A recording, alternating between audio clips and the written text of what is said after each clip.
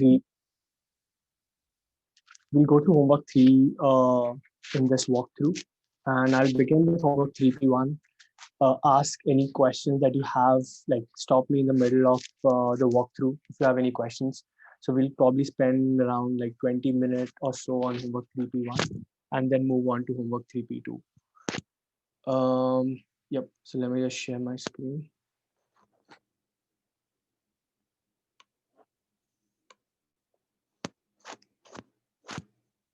Right. So the structure is going to be as follows. We're going to walk through the write-up, and I'll try explaining things that I feel might be confusing, and then you can ask me questions if there are any. And we have Mansi and Sean here with us, so you can ask questions on the chat as well if you find that more convenient. All right. So homework 3 is primarily about RNNs and GRUs. And as some of you might have already checked out the write-up, so it's all about implementing a recurrent neural network and a GRU with certain caveats. Primarily the fact that these units, the way we implement them as part of this homework, can handle variable length sequences.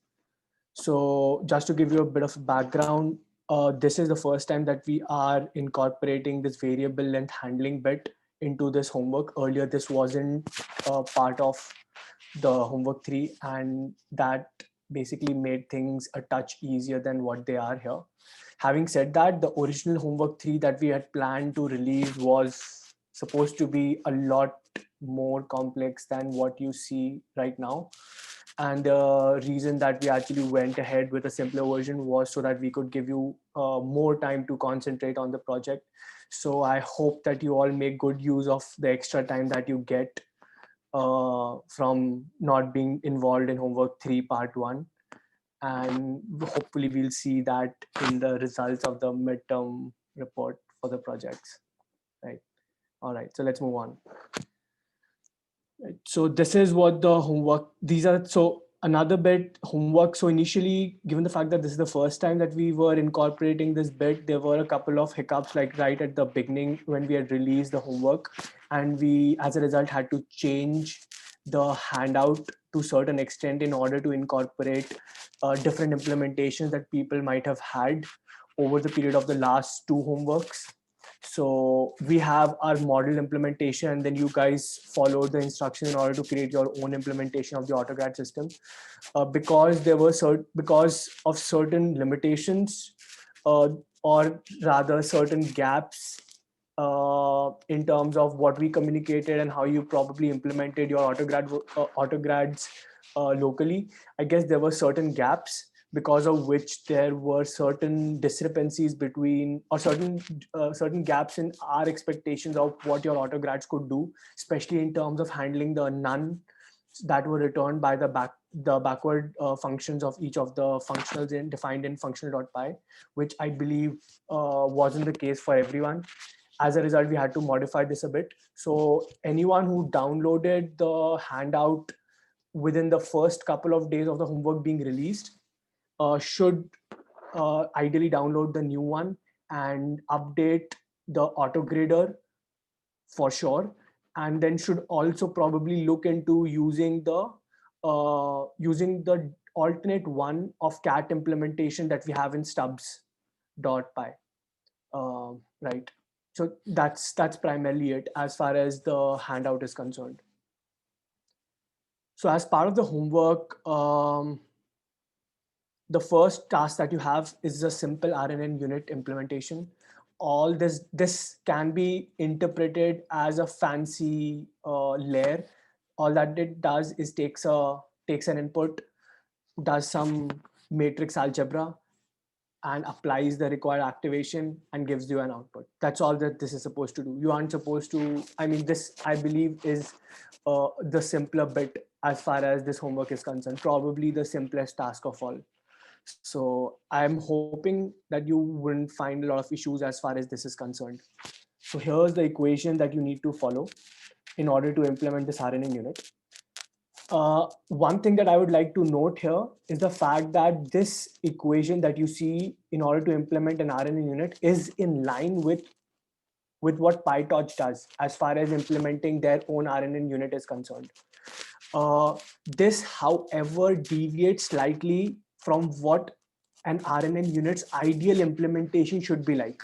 So if you look carefully, you'll find that we have two biases here.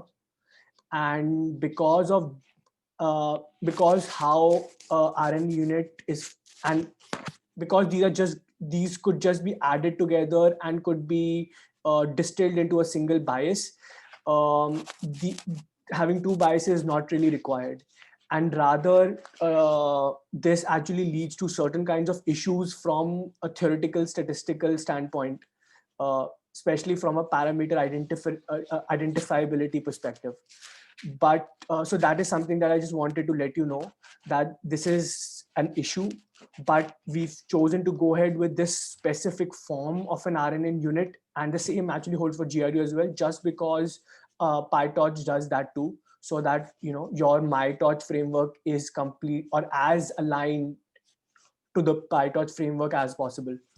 But you should always remember the fact that this is probably not the ideal way of doing it, having basically two different biases. We can basically do with one, and that is how it should be. But for the purpose of your homework, please follow this equation. So there's that. So you're supposed to implement this RNN unit as part of the homework.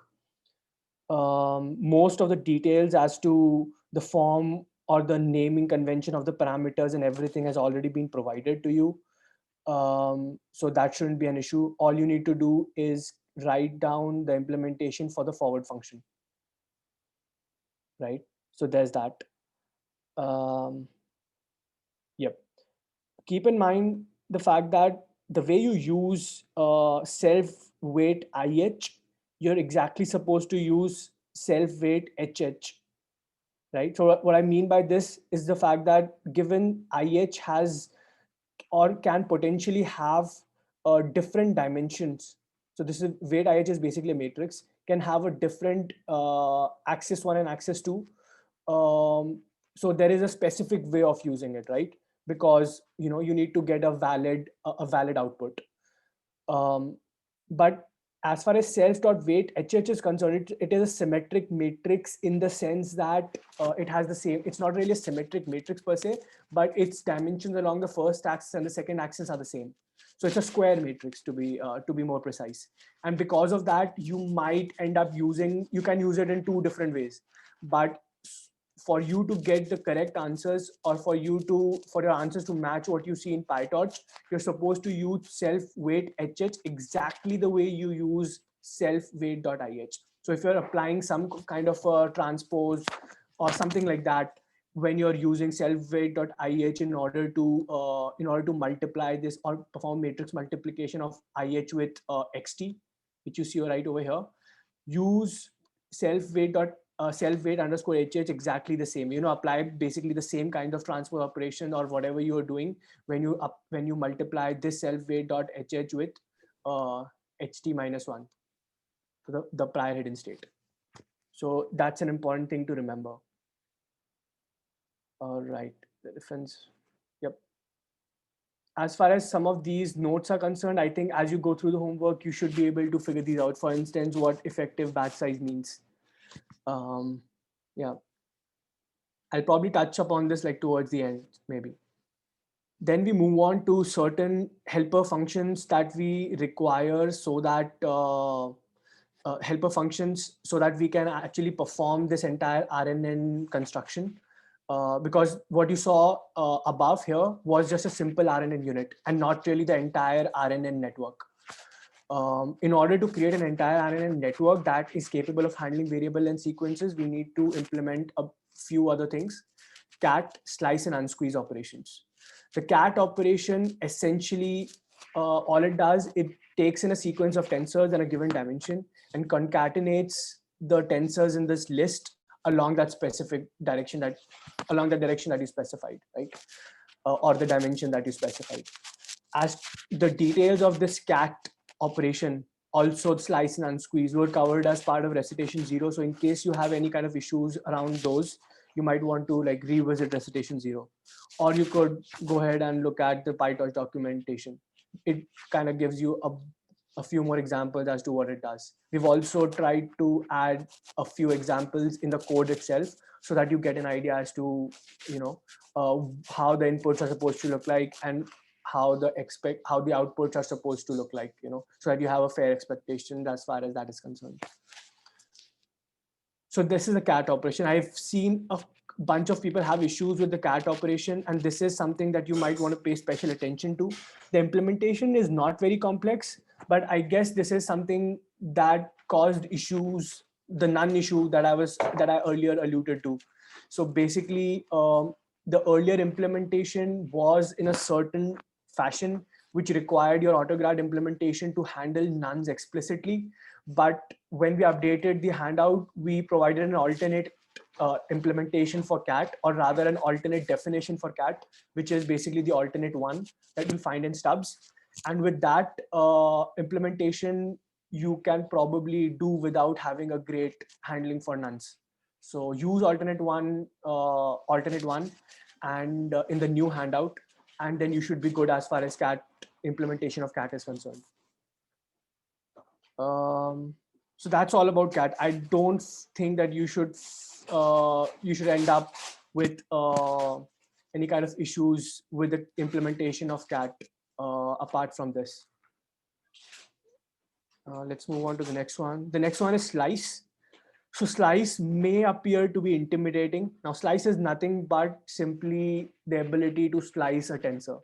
Now earlier this wasn't part of the previous two homeworks, but now once you implement slice, you can basically slice a tensor, a mitosh tensor, exactly the way you slice, say, an ND array.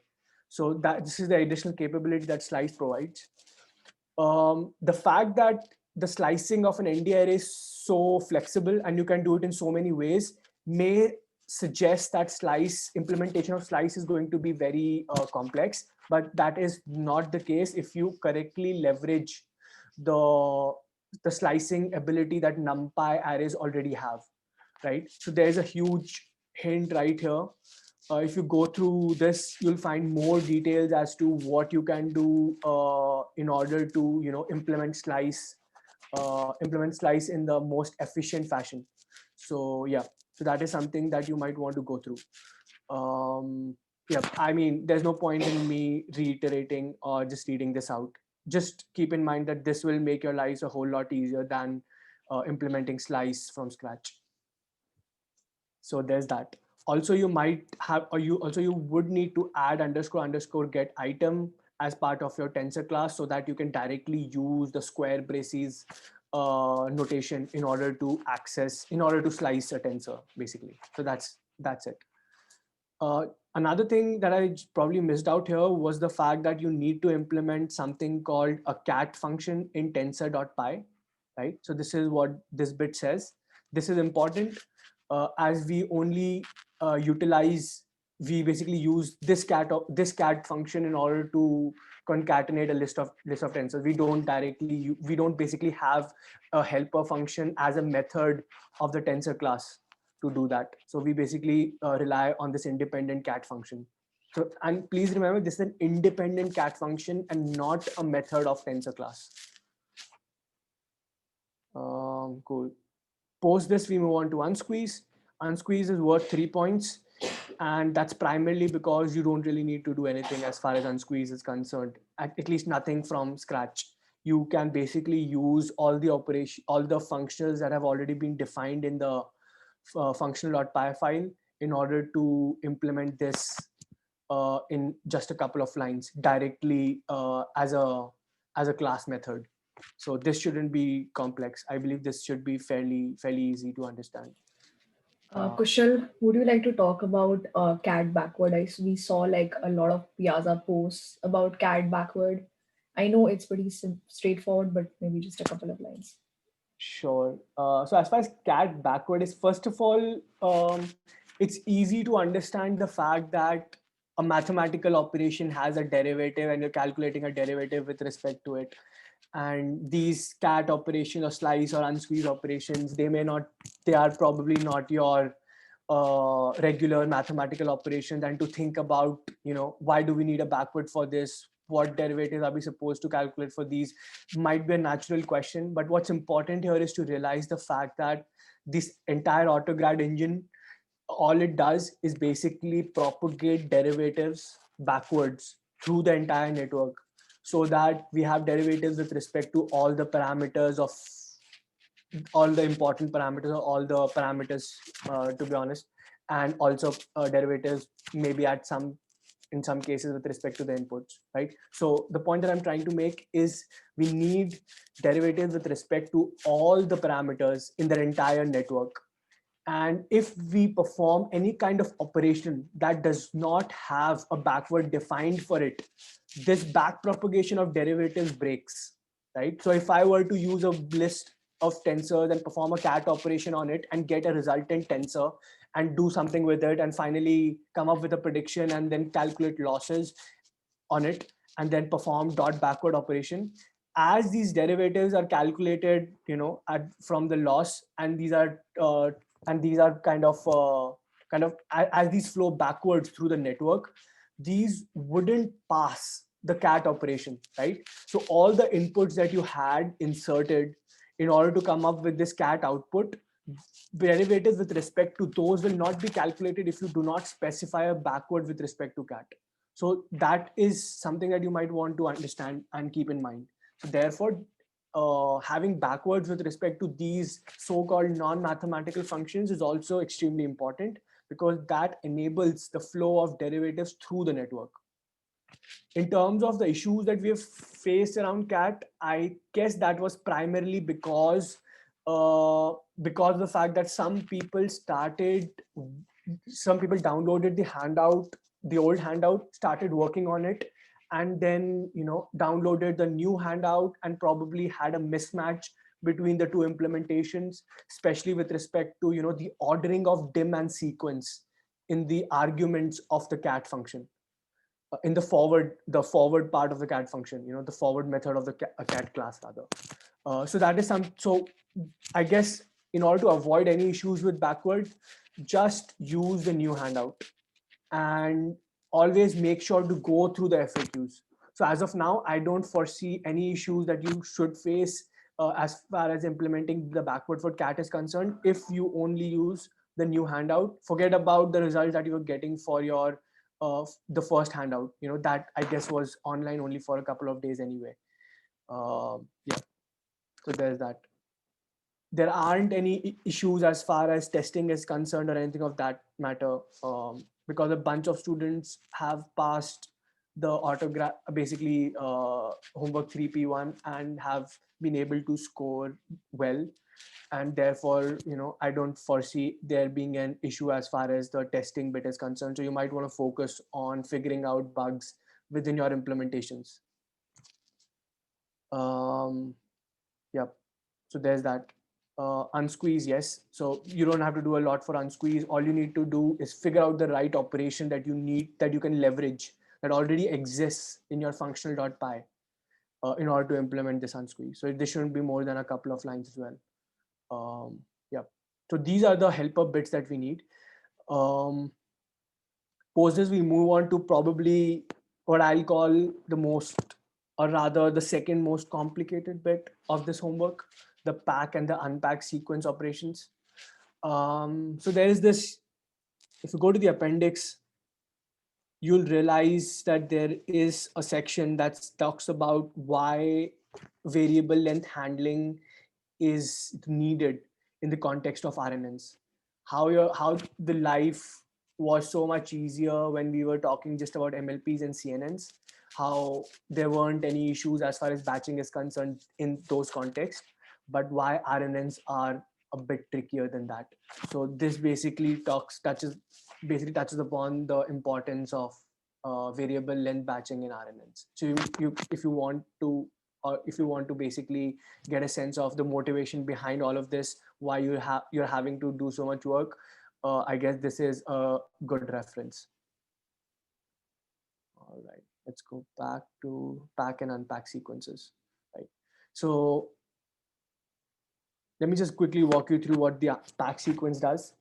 So in order to handle variable length sequences, we need to perform something called a pack sequence in order to generate an object called packed sequence. The definition of this class is again present in the utils.py file, which is part of the handout. You can go through the details there. So what we essentially need to do is, let's just take a quick example. Let me walk you through this example. I guess that's probably the easiest way to go through this. Let's say that we have 4 elements 0, 1, 2, and 3. These represent different samples that you want to train simultaneously, or these are supposed to form a batch together. So that's what the task is. All of them have different time steps or different lengths. The first one has 5, the other one's 3, then we have 7, and the last one has 2, right? So how do we bring them together? So we're going to bring them together in a very specific fashion, which is the idea behind packed sequence class. You can go through that. I'll just walk you through the algorithm as to what happens. Why we do this will become more apparent as you go through the homework, right? So element 0, element 1, element 2, element 3. First, we sort the sequence based on, in a descending order, based on the number of time steps that exist in each element. So element 2 comes first, element 3 goes last, because for obvious reasons. Element 2 has most time steps, element 3 has the least number of time steps.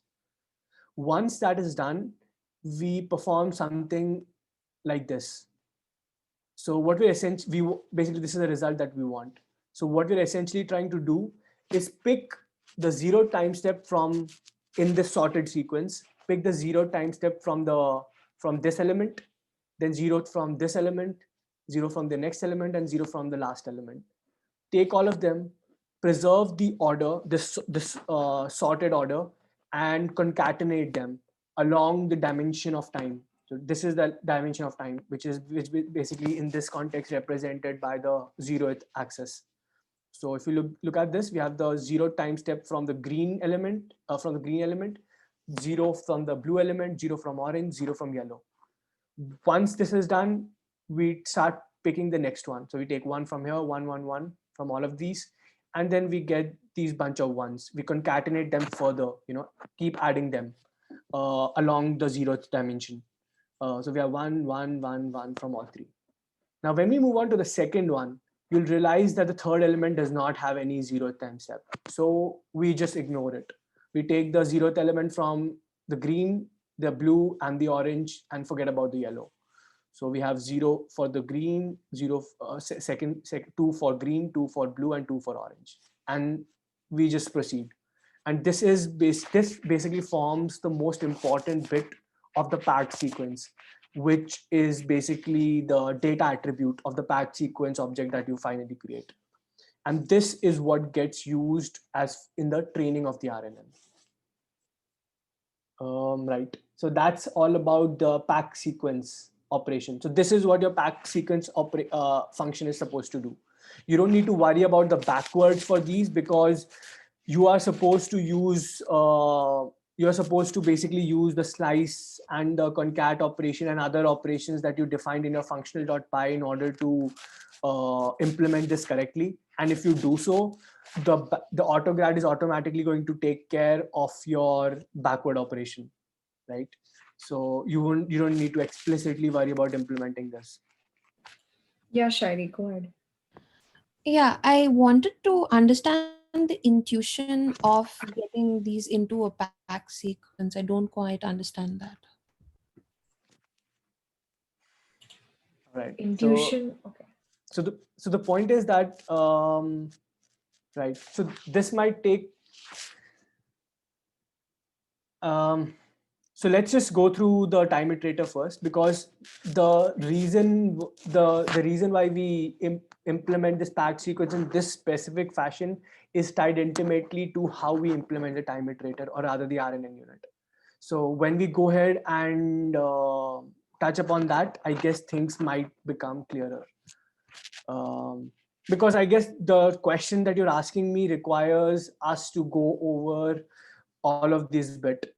Basically, why we need variable length special handling for variable length batching for RNNs in the first place. Yeah, and that might lead us to a longer discussion. Are you asking why are we doing it or how are we doing it? She asked. I Oh, guess she's probably why? talking. Yeah. For why, it's because like you would be if you padded all the sequences to the same length, which would be 6. If you want to scroll up Kushal a little bit to Yeah, the sure. example, one more page. Yeah.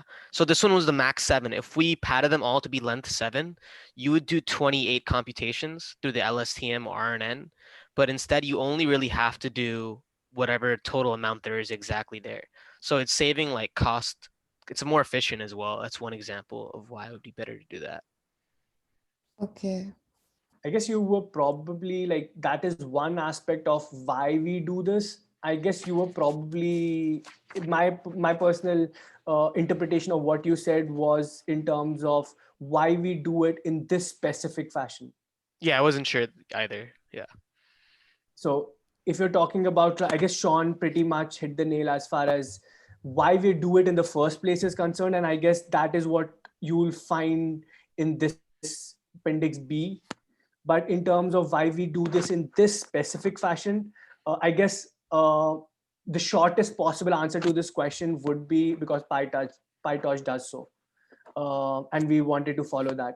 If you want to go a step deeper into why we do this and how this basically helps, then that will lead us to a longer conversation. I hope that when we touch upon the time iterator, this becomes clearer as Yeah. far as that bit is Yeah. concerned. To add on to what Kush was saying, I guess in the reason they pack it this way is that when you unpack it, it's actually really easy to unpack it, and if you're given it this way, you'll see it when you're doing it, I guess. But it's very easy to unpack it if you know the lengths of each of the pack sequences you packed, and you know which one's 0th, 1st, 1st, 2nd, 3rd, 4th, 5th, and 6th, and so on. You know how to unpack it in that same manner because you set it up in that same stage. You're making it more efficient for unpacking. That's my intuition. I don't know why PyTorch did it that way though. Maybe, yeah. I mean, this is one of the ways of doing it. And given that PyTorch does it this way, so we piggyback on all the analysis probably that they did in order to come up with this very specific way of doing it. I guess other frameworks probably do this in a separate fashion. But yeah, so let's just go through this, and maybe time iterator bit will help you grasp a little more intuition as far as why do this in this specific fashion and maybe not in some other way. Cool. So as far as the unpack sequence is concerned, all you need to do is the opposite of what you did here. So here you got a bunch of sequences, a bunch of tensors in the form of a list. You packed them into this. Now with the unpack, you get something like this, and you return the original sequence here. So that's basically it. How you do it is something for you to figure out. You will have a packed sequence element which contains a bunch of data that is descriptive of the packed sequence object. For instance, data, sorted indices, and batch sizes. These should help you in order to figure that out. Yep. So let's move on to the time iterator. Right, we're running out of time, but I'll just try to do this real quick. Yeah, Kush, you can take longer. My slides don't take that long. Take like 15 minutes. 15. Okay, cool. Yeah, take your time. So now we move on to the time iterator bit, and this is basically the workhorse of the RNN that we're trying to build, right? RNN unit was a very simple module that just takes in an input, performs some matrix algebra, and returns an output, right? That's all that it does. Time iterator is basically tasked with taking input, a packed sequence, performing all the iterations as far as an RNN unit is concerned, and then returning an output, right? So this is where the bulk of the work is done. And let's again take an example. And I guess this would probably clarify the doubts that you might have around, why pack sequences in this specific fashion. So this is an RNN. So let me just quickly describe this setup for you first. So this is the packed sequence, right, on the left-hand side that we created after that will get created once you pass a list of tensors or list of samples through the packed sequence method. This is what you get. This time iterator, imagine this to be a class that you're going to implement. the RNN unit resides inside the time iterator as an attribute, or rather as a member object, whatever terminology you want to use. But let's assume that it resides inside it. In iteration 0, what we essentially want to do is take all the time step zeros, pass this through the RNN, and get the hidden states corresponding hidden states, right? The time t minus 1 hidden states for iteration 0 is none, and your RNN and your time iterator should be able to handle that. The fact that if I'm sending you if the first for the first iteration, the fact that we don't have any valid hidden state, none is going to be there. So I guess you will probably end up creating a tensor of an appropriate size that is full of zeros. So use that as the hidden state whenever the hidden state is none, right? So that is something that you would need to implement in the time iterator. So once you get that, now you can easily slice so this is a huge tensor, right? There's a huge tensor that exists in the packed sequence object. Now you can easily slice the 0 time steps, right? So that is like one important reason, because now you have all the time steps corresponding to any t time. Basically, let's say if we were talking about the ith time steps, all the ith time steps for all the samples that you had in your original list, or the samples in the batch, lie together. So you can easily slice them and now pass them through the RNN unit along with the hidden state in order to get the next hidden state or the corresponding hidden state.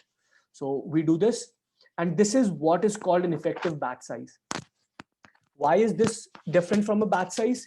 That is simply because of the fact that the effective batch size can change from one iteration to other.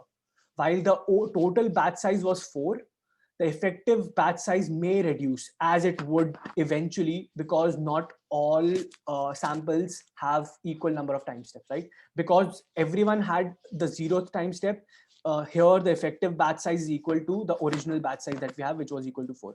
So you have this, you slice the 0 time step from this huge tensor, and you pass them through the RNN unit along with the hidden state to get the next hidden state, right? So that's iteration 0. Now we move on to the next time step, or the next iteration. Now we slice the slice the time step once from this huge tensor again. And again, the fact that we had organized them in this specific fashion, all these slicing operations, or to figure out, which samples am I supposed to pick up, all this entire thing becomes a lot easier.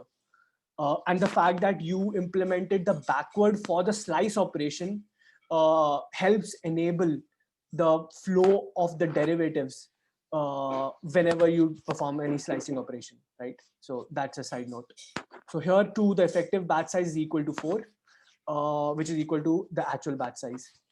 You pass in the hidden state that you achieved in the previous iteration through this now, along with the time step, along with the features at time step 1 to get the next hidden state, right? Now we've performed this again.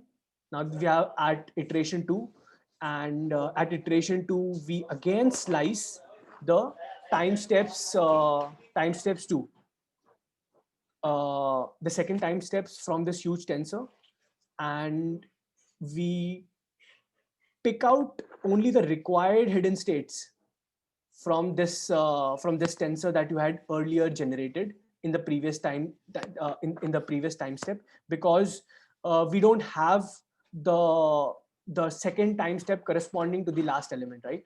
So there is no point passing that along.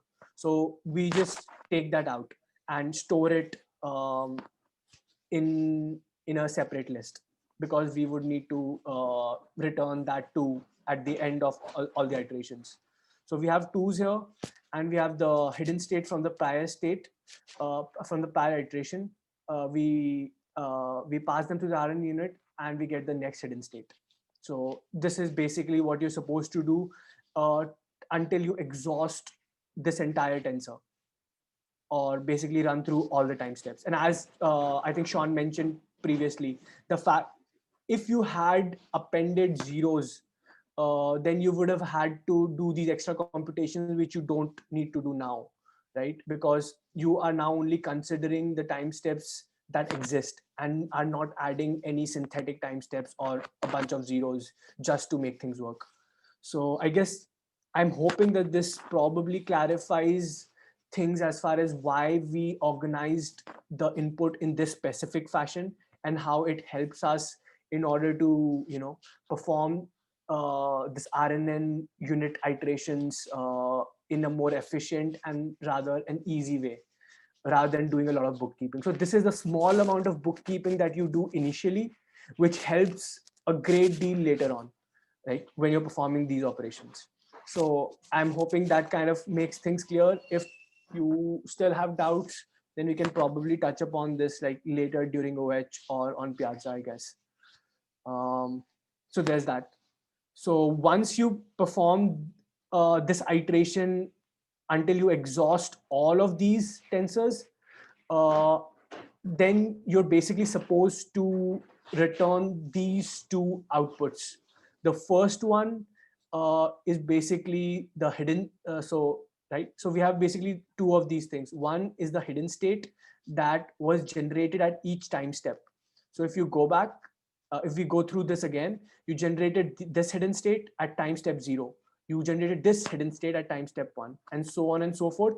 All you do is you concatenate them again so that you get something that is similar to the input that you got right here. And you also return the last time steps for each of the samples. So for instance, the green sample had 6 time steps, so you return 6 corresponding to that. The blue one had the green one had 7, so you return the 6th one because this is zero based indexing. The blue one has 5 time steps, and therefore we have the 4th one here. And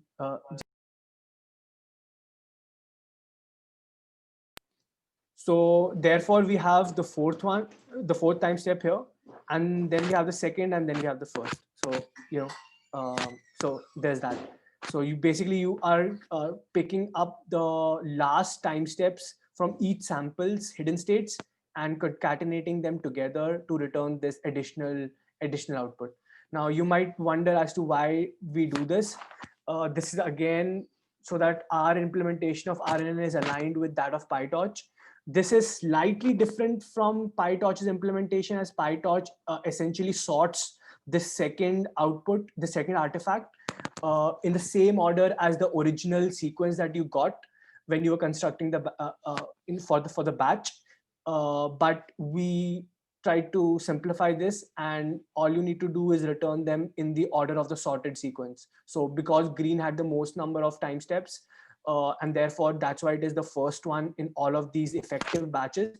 Have green as the first one, and blue next, red after this, and yellow at the end. Yeah. So these are the expected output for the time iterator. Post that, all you need to do is, again, we have something called a GRU unit that you need to implement. This is very similar to the RNN unit. Just the bunch of equations that you have are different. Have a more number of parameters. As to why we implement GRU unit, how they're different from RNN, all those things are concerned, I guess those will be covered in the lectures. So from an implementation standpoint, this shouldn't be more difficult than, they should be as difficult as RNN unit, if you want to use the term difficult. So that's a GRU unit. As far as creating the GRU is concerned, as we touched upon the time iterator here, this is not even worth 5 points, to be honest, but you do get 5 points for correctly initializing. All you need to do is create a subclass of the time iterator called GRU and correctly initialize the time iterator, where the unit is supposed to be the basic unit, which is an argument that the time iterator takes, is supposed to be a GRU unit. So this entire exercise that we did with RNN unit is as it is applicable with the GRU unit too. So the fact that we created this time iterator, which is a generic class, we can easily swap RNA unit with the GRU unit to perform, to basically construct a GRU network. So it's as simple as that. So that is it as far as the tasks are concerned. We have like a couple of minutes before I hand this over to Sean. Are there any quick questions that I can answer? Was this clear as to why we pack the sequences in this specific fashion? Yeah, the intuition's clear. All right, cool. So that's done. Anyone has any other kind of question related to anything that we covered as far as homework part 1 is concerned here, or maybe you read the write-up, hopefully, and had questions? Just unmute yourself and ask if that's the case.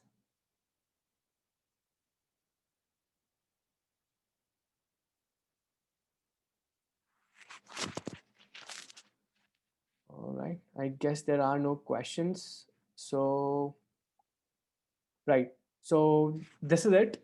As far as homework 3P1 is concerned, my suggestion is please go through the homework 3P1 FAQ. I guess there is one specific issue that almost everyone is going to encounter, and that is going to be with an import statement. We're not sure because AutoLab is not something that we directly control. We are not really sure as to why that issue started occurring with homework 3P1 and did not happen in the prior iterations. That is basically homework 2 and homework 1. So we're not really sure as to why that's the case. So all you would need to do in order to resolve that import issue is to replace a specific line in your functional.py, right? So your functional.py, if I remember correctly, does something like import mytorch.tensor as tensor. You need to replace this with from mytorch import tensor. So both of them are good, and both of them should work ideally. But for some reason, it isn't working for this for homework 3P1. We're not sure as to why that's the case. But given that both of these statements are equivalent and correct, so I guess the easiest way to resolve this was for you guys to just replace it on your end. And then that particular functional.py, or rather that issue, will not occur for any of the homeworks, at least not for part 1, part 2, or part 3. We're not sure about part 2. If it occurs for part 2, then we'll probably figure out a way to resolve that as well. So that's it as far as P1 is concerned.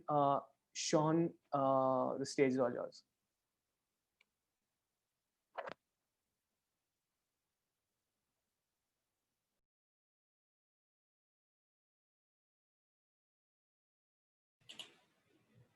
Hey, Sean. Can everyone hear me? Yeah. Can everyone hear me? Is it good? Things good? Yeah, go ahead. Okay, good. Yep. So I'm gonna go over through the homework 3 part 2 walkthrough pretty much. So pretty much your overall task is you're given 5 different data files: your train labels, the validation and validation labels, and then your test, which you would have to submit to Kaggle. So your task is basically given these utterances in the form of these 13-band MFCC frequencies. For each time step is predict the order synchronous form of the phonemes. So I'm gonna go over example data loader pretty much here. You don't have to use this. Oh, it's messing up. You don't have to use this. You could do it other ways too. There are multiple other ways to do it. So basically you start with just loading your data. So you just load in the first 2 parts, load your data over here, train labels. Then you load your train labels. Then you make your dataset class. So you basically have that here over here. So basically in the way I did it is basically have init function, just X and Y, you return the length. Basically your guide items is the only thing you really have to modify. So basically you return the torch dot from numpy, the lengths of the variable length for that given dimension, and then the output labels, and then the variable lengths of the labels as well. In doing this, you might have issues in that the model might not work. You might have to do dot float over here and dot long over here. That's something to remember. And then as before, you just load it into your train loader, which is make sure you're shuffling it. You can define whatever batch size you want, number of workers, whatever you want. And then you define something called a collate function. A collate function is based on, takes in an argument, which is a batch. And for a given batch, pretty much, questions?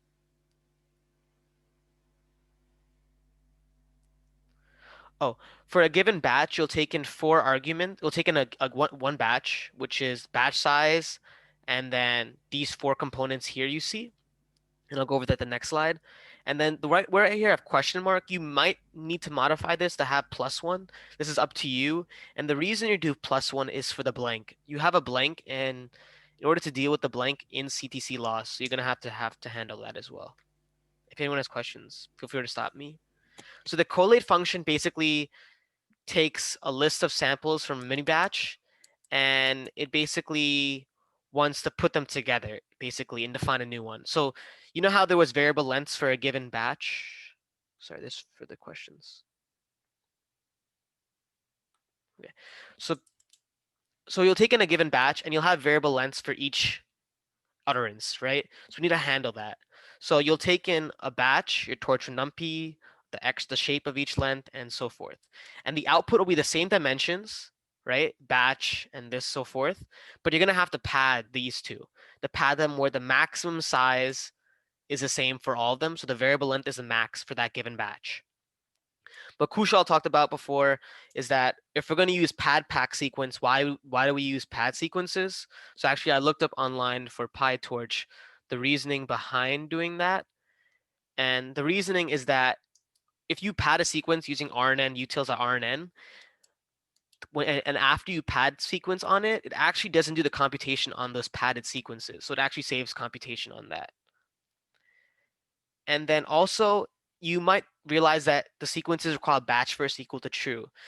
Does anyone know why we have set batch equal first equal to true or false? Or if you could share your answer, I could just say it if anyone I wants. think that's the shape our LSTM expected. Yeah, that, and also CDC loss requires that the labels are batch first. The inputs of the model don't need to be batch first, but the labels need to be batch first, and then CTC loss. Yeah. I got a question. Could you go back to the previous slide? Yeah. You just mentioned that we need to add a 1 That's at up the to end you. of the You one. could do it other ways, depending on how you're doing your testing. And after you finish training your model, you have to handle that blank you have dealt with. There are multiple ways to do it, I think. I think NNCTC loss reserves the 0th index as the blank. Correct me if I'm wrong about that. But our training or testing label do have some index 0, right? If you add a 1 at this point, then it will never map to the empty token. So you can go ahead without the 1 mapping, and that also gets handled on its own. Like it'll be basically the last label. Oh, it does? Oh, Okay, I didn't know that. I wasn't sure. Yeah, But yeah, like for my testing, I subtracted 1 later. So it evened out. yeah. okay. So you can just put it in that way. Like maybe ignore the last one or subtract 1. Either way. And then for Recitation 7, I recommend everyone watching to watch it. It basically goes over an example problem on these key functions to know. Kushal went over the first 2 pad sequences and pack padded sequences. So and pad pack sequence. So pad sequence was what I discussed earlier. So which you'll be using in your collate function. It basically stacks tensors and pads them to equal length. So if I have that same example problem from homework 3 part 1, where the maximum length was 7, basically pads them to all be 7. And then pack pad sequence basically is what your homework 3 part 1 question is. It basically converts them into each time dimension. So like all the 0 go together, all the 1s and 2s and 3s. And that'll be the input to the LSTM, and the output is basically the inverse operation of pack padded sequence. And then our last function that's important is CTC loss. These are all in the Recitation 7 handout, and there's a good example in there. So CTC loss basically requires a targets, the log probabilities, the input lengths, and target lengths. So the log probabilities is you pass it into your forward function, basically. So you pass in your inputs, and then in your return for your forward function, you must return the log probabilities. So at the last layer is your linear layer where its output is the number of classes. And after you get that output from the number of classes, you want to calculate the log of that. So you can do the log of the output basically to get the log of probabilities. After that, you must pass in the target sequences. And it's very important in the target sequences that you set batch first equal to true. And that is similar to why earlier I said that you need a pad sequence with batch first equal to true for only the labels. You don't have to do it for the inputs. Then it takes in the input lengths, but you keep track of that as well, and it keeps the target lengths as well. That's another thing as well. Yes. Okay, so log probability, and at the end of the shape, remember that it should be the number of fomies plus one. I'm confused here. Why we need to? Because okay, you give us two lists of fomies, and the first token in the foamy map is an empty token, and I think that's already the stop token, right? So why we need to add a one here? Oh, I think I'm confusing you with this. This is yeah, you're correct that you shouldn't be adding one to this. Yeah, you're correct about that. I'll fix that. So the total number of classes should be 41, right? Not 42. I think the silence in that case is the blank, so it's 42 with the blank. But I think you're correct in saying you don't have to plus one. What same reason that Mansi said earlier. Here you don't have to plus one. It'll be explicitly the last one. Yeah. So if you kind of like don't do the plus one, like I did not do the plus one in my model, and what it will come is that when you will make a phoneme map, automatically like the blank would commit to be like the first one. So that way, when you are making the best pronunciation, like the output in the testing, you can just check like keeping the blank as the first index of the phoneme map. Yeah, as long as you're consistent throughout, it doesn't matter which way you do it. I'm just showing an example of the way I did it, but Okay, yeah. it's up to how the user wants to do it. But yeah, you're correct that I don't have to plus one. I could have left it ambiguous. Like yeah, and then so I'll go back to targets. You need to explicitly set batch first equal to true. You already have this information. Basically, you passing this into your forward, so you'll be passing it along to CTC loss, and then your target lengths, you'll be passing around this as well from your dataset class. And then one thing I'll be going over is, last thing I'll be going over is greedy decode versus beam search. So greedy search basically takes the maximum probability at each time step. This isn't always the most order synchronous. I think it isn't the most order synchronous, and sometimes, most of the time, it is time synchronous. But it doesn't show that, how would I say this? It doesn't result in a bad result, I guess, for your on Kaggle too. If you have a well-trained model, with greedy search, you can have very good results, even as close to beam search results. So I always recommend trying greedy search first and then trying beam search.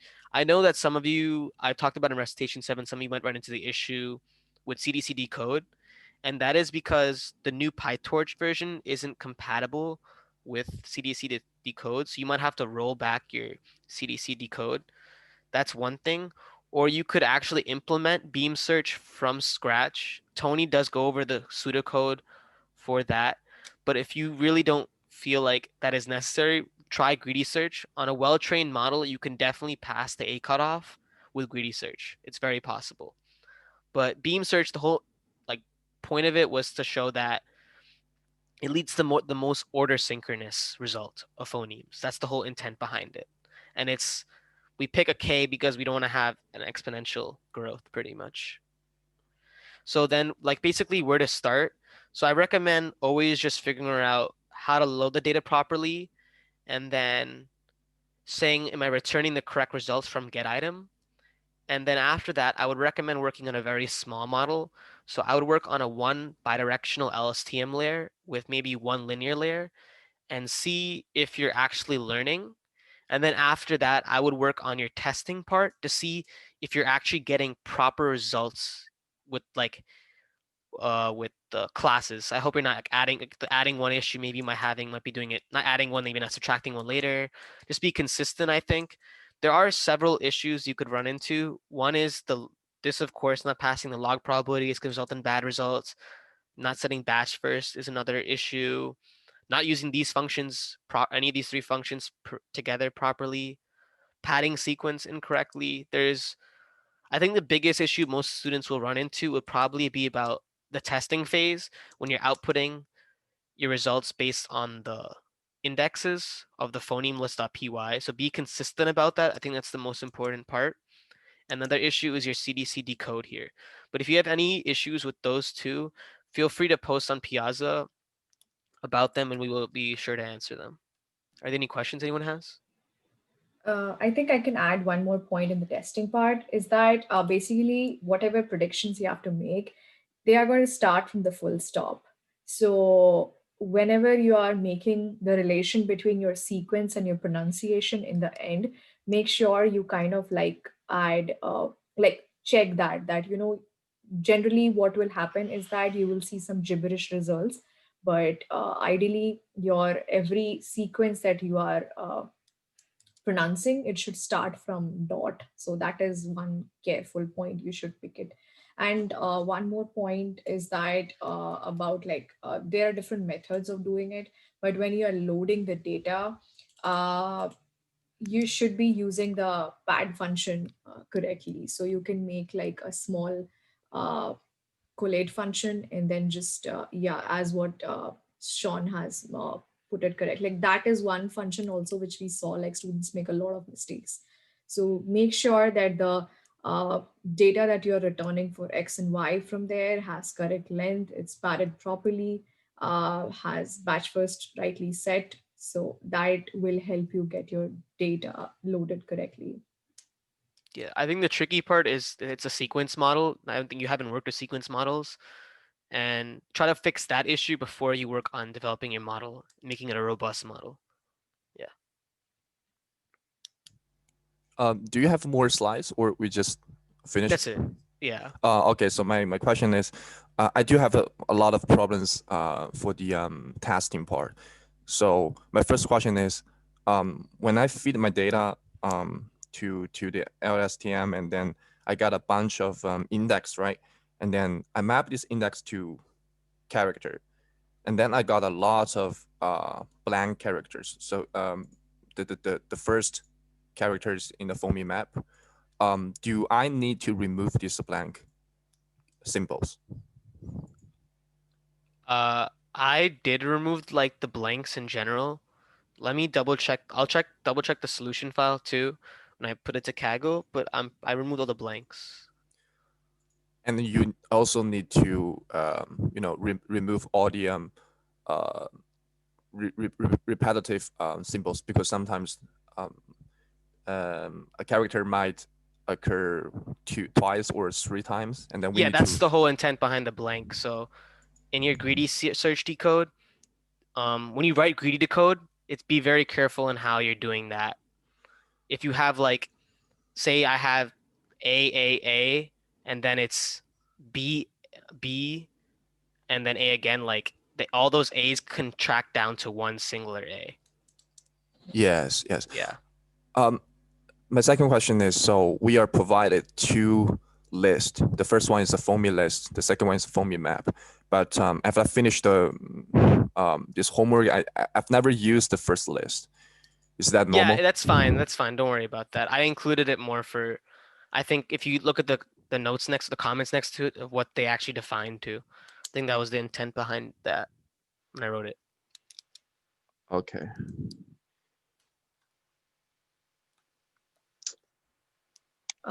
One more thing, like in between, if this is homework you see, like the output you will see, like it will be sort of pronunciation, but still if you see like a lot of blanks or a lot of full stops or a lot of repetitions, this just basically means that your model has not learned much. So that's a clear indication with like without submitting on Kaggle only, you can see that you need to train your model more. So basically, without removing those blank symbols, the output of my model should not include too many blank symbols, right? Otherwise, Yeah, I mean, too many should not be there, but at some point you will have to consider that blank symbol. Like I'm not sure exactly how you're doing it in your code. I mean, when I train my model, the loss is the loss is decreasing ideally, Okay. but and I also calculate the added distance, which is around, because I only implement a very simple model, and the added distance is around 10 or 11. But after I Okay. submitting my testing prediction to Kaggle, Hmm. I got something very crazy like 100, 200. So yeah, that confused me. Yeah, like if it's, you can see your testing output itself, like it will be very Yeah, gibberish. yeah, they're Jupiter. Yes, yeah, indeed. Yeah, okay, I'm gonna stop the recording.